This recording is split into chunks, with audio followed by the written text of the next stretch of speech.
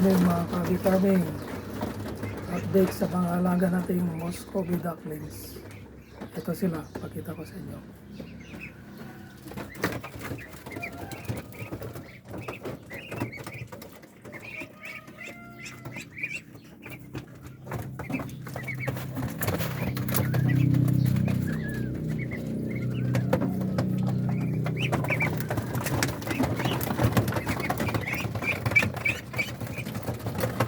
Sila mga ka-farming, ducklings natin.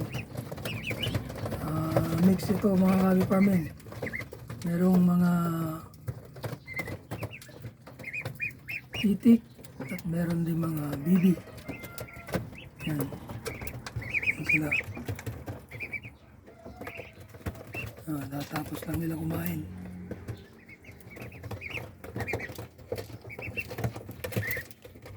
Galing sila sa labas. Ito mga ka-abi farming. Tinulong ko kasi malamig. Kaya nandito sila ngayon sa brooding pen. Yan, meron silang heater na painitan na ilaw. Yan sila.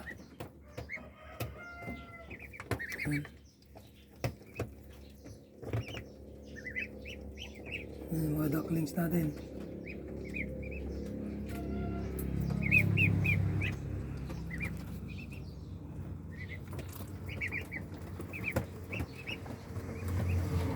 Hindi ko alam kung ilan yung bilang nito mga ka-abi farming.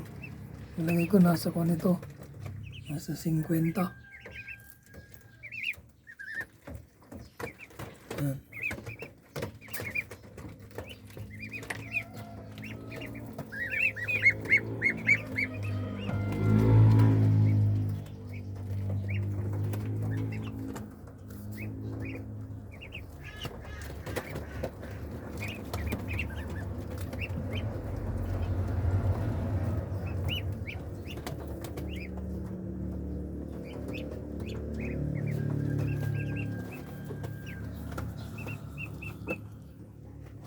Tapos nilang kumain, hindi nila naubos yung pagkain na. Pangalawang bigay ko na kasi yan yung pagkain nila.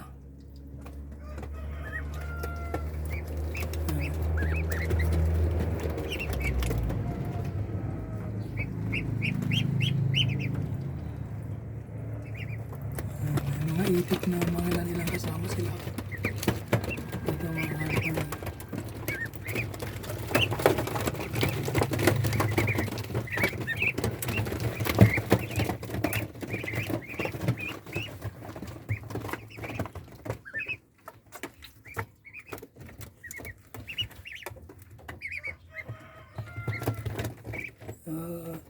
Ito pala mga ka-abi farming ay 2 weeks yung iba, tapos yung iba 3 weeks. Yung mas maliit ng konti 2 weeks mga ka-abi farming. Yung malalaki na katulad nito 3 weeks na yan.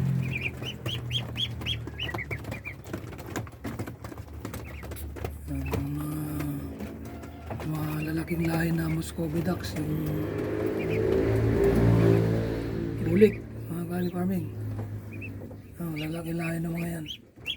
Mas malalaki lahi ng bulik kaysa yung puti.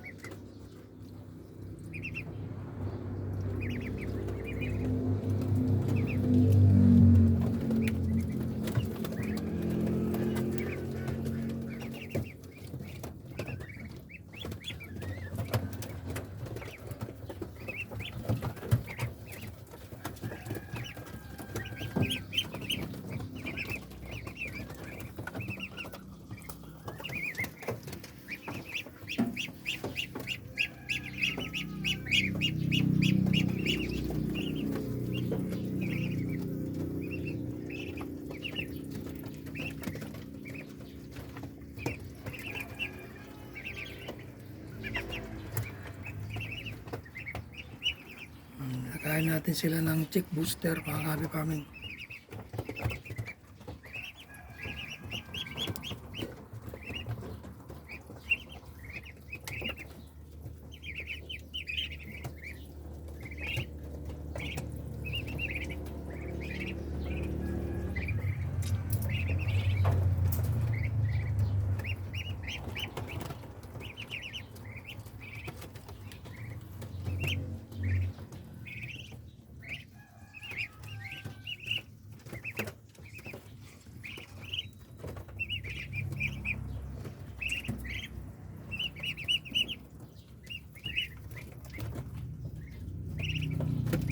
Ito pala mga ka-farming, hindi sabay-sabay na lahat ito kaya hindi sila sabay-sabay na lumaki. Dahil dalawang batch ito mga ka-farming. Pero kuwan, maraming itlog na kuwan. Nilagay natin sa incubator tapos yung nuts natin sa pugad kasi hindi na kaya ng incubator natin, kaya yung iba nilagay natin sa pugad nila. Kaya napisa ng nangimahin natin yung iba.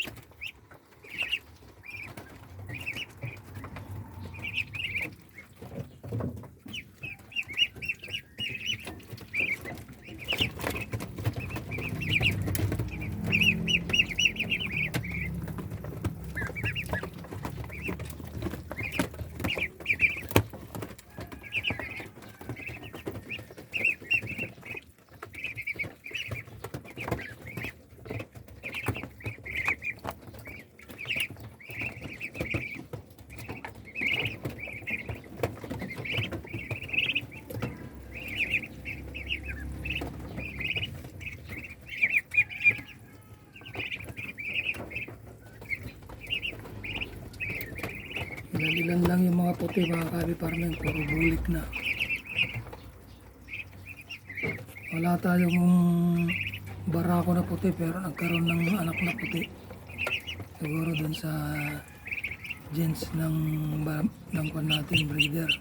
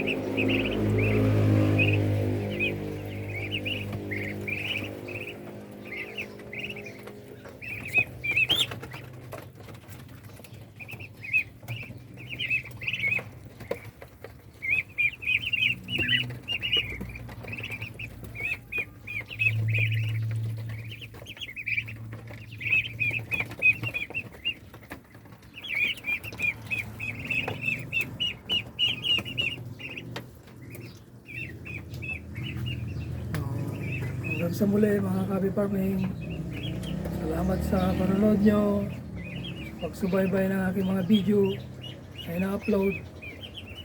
Maraming salamat sa inyong pagtangkilik sa aking mga video, sa aking mga subscriber at silent viewer. Maraming salamat po sa inyo. Bye bye and God bless to all.